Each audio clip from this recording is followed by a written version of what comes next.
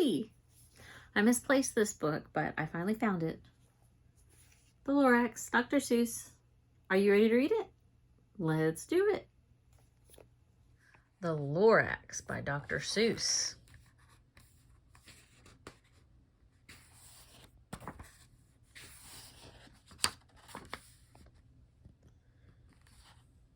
At the far end of town where the grickle grass grows, and the wind smells slow and sour when it blows, and no birds ever sing excepting old crows, is the street of the lifted Lorax. And deep in the grickle grass, some people say, if you look deep enough, you can still see today where the Lorax once stood, just as long as it could before somebody lifted the Lorax away. What was the Lorax? And why was it there? And why was it lifted and taken somewhere from the far end of town where the grickle grass grows? The old Onceler still lives there. He asked him, he knows. You won't see the Onceler. Don't knock at his door. He stays in his lurkum on top of his store. He lurks in his lurkum cold under the roof, where he makes his own clothes out of miff-muffered moof. And on special dank midnights in August he peeks out of the shutters, and sometimes he speaks and tells how the Lorax was lifted away. He'll tell you, perhaps, if you're willing to pay. On the end of a rope, he lets down a tin pail, and you have to toss in 15 cents and a nail, and the shell of a great-great-great-grandfather snail. Then he pulls up the pail, makes a most careful count to see if you've paid him the proper amount. Then he hides what you paid him away in his snub, his secret strange hole in his grovulous glove. Then he grunts, I will call you by whisper-mophone, for the secrets I tell are for your ears alone. Schlup. Down schlups the whisper-mophone to your ear, and the old Onceler's whispers are not very clear, since they've had to come down through a snurgly hose, and he sounds as if he had smallish bees up his nose. Now I'll tell you, he says, with his teeth sounding gray, how the Lorax got lifted and taken away. It all started way back, such a long, long time back. Way back in the days when the grass was still green, and the pond was still wet, and the clouds were still clean, and the song of the swami swans rang out in space. One morning I came to this glorious place, and at first I saw the trees, the truffula trees, the bright-colored tufts of the truffula trees, mile after mile in the fresh morning breeze. And under the trees I saw brown barbaloots frisking about in their barbaloot suits as they played in the shade and ate truffula fruits. From the ripulous pond came the comfortable sound of the humming fish humming while splashing around. But those trees, those truffula trees, all my life I'd been searching for trees such as these. The touch of their tufts was much softer than silk, and they had the sweet smell of fresh butterfly milk. I felt a great leaping of joy in my heart. I knew just what I knew. I unloaded my cart. In no time at all, I had built a small shop. Then I chopped down a truffula tree with one chop, and with great skillful skill, and with great speedy speed, I took the soft tuft and I knitted a thneed. The instant I'd finished, I heard a gazump. I looked. I saw something pop out of the stump of the tree I'd chopped down. It was sort of a man. Describe him? That's hard. I don't know if I can. He was shortish and oldish and brownish and mossy, and he spoke with a voice that was sharpish and bossy. Mister, he said with a sawdusty sneeze, I am the Lorax, and I speak for the trees. I speak for the trees have no tongues, and I'm asking you, sir, at the top of my lungs. He was very upset as he shouted and puffed. What's that thing you've made out of my truffle-a-toft? Look, Lorax, I said. There's no cause for alarm. I just chopped just one tree. I'm doing no harm. I'm being quite useful. This thing is a thneed. A thneed is a fine something that all people need. It's a shirt, it's a sock, it's a glove, it's a hat. It has other uses, yes, far beyond that. You can use it for carpets, for pillows, for sheets, or curtains, or covers for bicycle seats. The Lorax said, Sir, you are crazy with greed. There is no one on earth who would buy that fool thneed.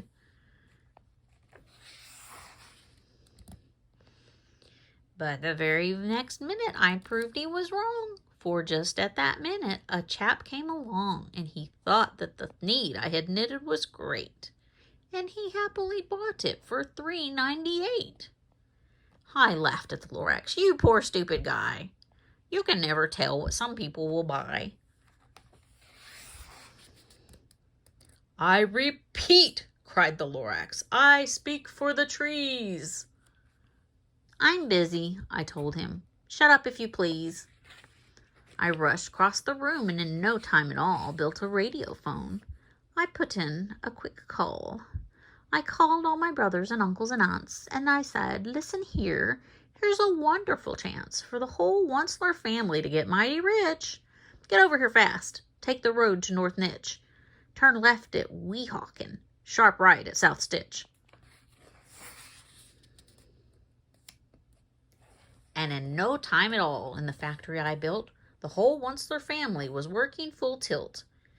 We were all knitting thneeds as busy as bees, to the sound of the chopping of truffle-a-trees. Chop, chop, chop, chop. Then, baby, oh, how my business did grow. Now chopping one tree at a time was too slow. So I quickly invented my super axe hacker, which whacked off 4 truffle-a-trees at one smacker. We were making thneeds 4 times as fast as before, and that Lorax, he didn't show up anymore.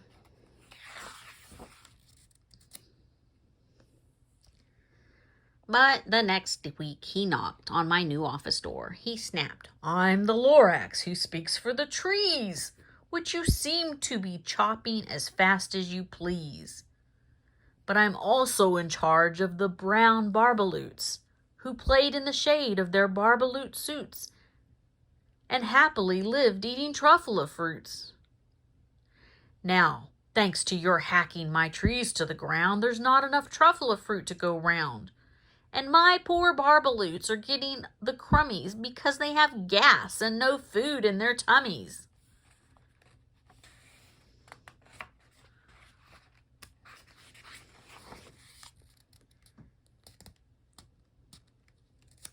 They loved living here, but I can't let them stay. They'll have to find food, and I hope that they may. Good luck, boys, he cried, and he sent them away. I, the Onceler, felt sad as I watched them all go, but business is business, and business must grow, regardless of crummies and tummies, you know.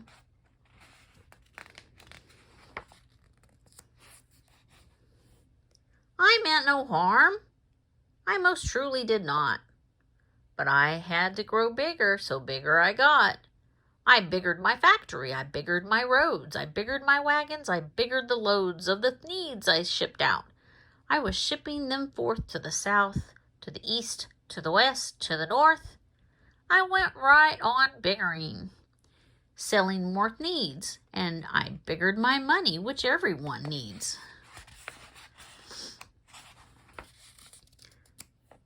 Then again he came back. I was fixing some pipes when that old nuisance Lorax came back with more gripes. I am the Lorax, he coughed and he whiffed. He sneezed and he snuffled. He snargled. He sniffed. Onceler, he cried with a crufulous croak. Onceler, you're making such smogulous smoke. My poor swammy swamps, why they can't sing a note. No one can sing who has smog in his throat.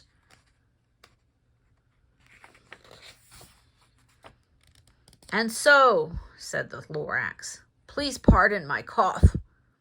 They cannot live here, so I'm sending them off. Where will they go? I don't hopefully know. They may have to fly for a month or a year to escape from the smog you've smogged up around here. What's more, snapped the Lorax, his dander was up.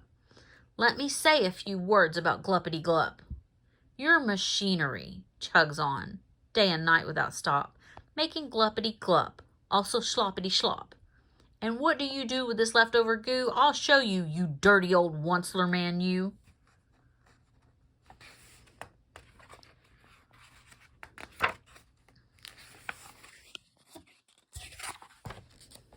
Ew. You're glumping the pond where the hummingfish hum.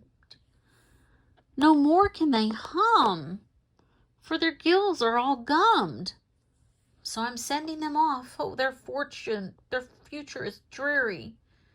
They'll walk on their fins and get woefully weary in search of some water that isn't so smeary.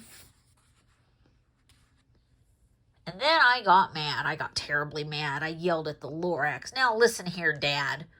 All you do is yap yap and say bad, bad, bad, bad. Well, I have my rights, sir.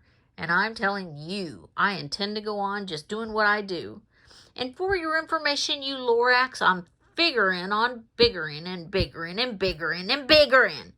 Turning more truffle trees into needs, which everyone needs. And at that very moment we heard a loud whack. From outside in the fields came a sickening smack of an axe on a tree. Then we heard the tree fall. The very last truffle tree of them all. No more trees. No more needs. No more work to be done.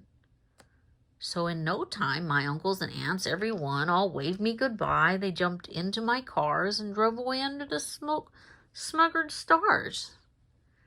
Now all that was left beneath the bad-smelling sky was my big empty factory, the Lorax, and I.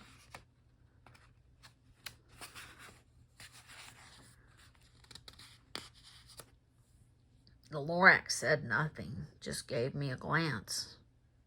Just gave me a very sad backward glance as he lifted himself by the seat of his pants, and I'll never forget the grim look on his face when he hoisted himself and took leave of this place through a hole in the smog without leaving a trace. And all that the Lorax left here in this mess was a small pile of rocks with the one word, unless. Whatever that meant, well, I just couldn't guess. That was a long, long ago. But each day since that day, I've sat here and worried away. Through the years while my buildings have fallen apart, I've worried about it with all of my heart. But now, says the Onceler, now that you're here, the word of the Lorax seems perfectly clear. Unless someone like you cares a whole awful lot, nothing is going to get better. It's not.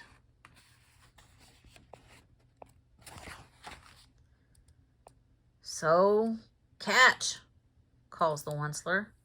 He let something fall. It's a truffle seed. It's the last one of all. You're in charge of the last of the truffle seeds. And truffle seeds are what everyone needs. Plant a new truffle. Treat it with care. Give it clean water and feed it fresh air. Grow a forest. Protect it from axes that hack. Then the Lorax and all of his friends may come back.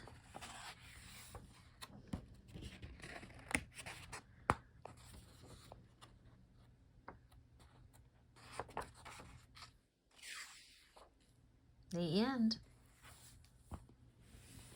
Unless someone like you cares a whole awful lot, nothing's going to get better. It's not.